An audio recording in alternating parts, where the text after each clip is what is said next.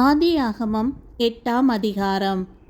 தேவன் நோவாவையும் அவனுடனே பேழையில் இருந்த சகல காட்டு மிருகங்களையும் சகல நாட்டு மிருகங்களையும் நினைத்தருளினார். தேவன் பூமியின் மேல் காற்றை வீச பண்ணினார். அப்பொழுது ஜலம் அமர்ந்தது. ஆழத்தின் ஊற்றுக்கண்களும் வானத்தின் மதகுகளும் அடைபட்டன. வானத்து மழையும் நின்று போயிற்று. ஜலம் பூமியிலிருந்து நாளுக்கு நாள் வற்றிக்கொண்டே வந்தது. 150 நாளுக்கு பின்பு ஜலம் வடிந்தது.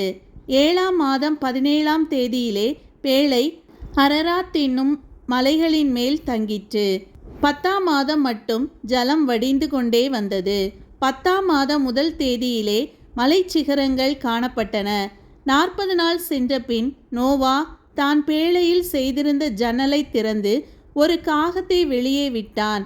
அது புறப்பட்டு பூமியின் மேல் இருந்த ஜலம் வற்றி போகும் வரைக்கும் போகிறதும் வருகிறதுமாயிருந்தது. பின்பு பூமியின் மேல் ஜலம் குறைந்து போயிற்றோ என்று அறியும்படி ஒரு புறாவை தன்னிடத்திலிருந்து வெளியே விட்டான். பூமியின் மீதெங்கும் ஜலம் இருந்தபடியால் அந்த புறா தன் உள்ளங்கால் வைத்து இளைப்பாற இடம் காணாமல் திரும்பி பேழையிலே அவனிடத்தில் வந்தது.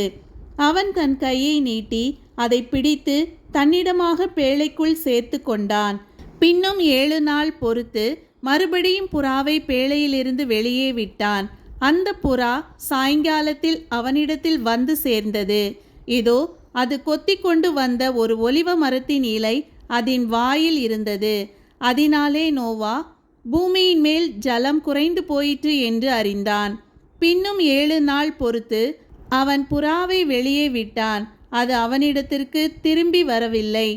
அவனுக்கு 601 வயதாகும் வருஷத்தில் முதல் மாதம் முதல் தேதியிலே பூமியின் மேல் இருந்த ஜலம் வற்றி போயிற்று. நோவா பேழையின் மேல் தட்டை எடுத்து பார்த்தான். பூமியின் மேல் ஜலம் இல்லாதிருந்தது. 2ஆம் மாதம் 27ஆம் தேதியிலே பூமி காய்ந்திருந்தது.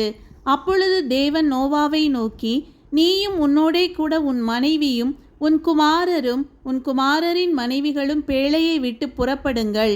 உன்னிடத்தில் இருக்கிற சகலவித மாம்ச ஜந்துக்களாகிய பறவைகளையும் மிருகங்களையும் பூமியின் மேல் ஊறுகிற சகல பிராணிகளையும் உன்னோடே வெளியே வரவிடு.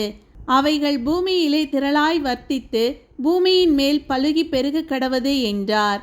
அப்பொழுது நோவாவும் அவன் குமாரரும் அவன் மனைவியும் அவன் குமாரரின் மனைவிகளும் புறப்பட்டு வந்தார்கள்.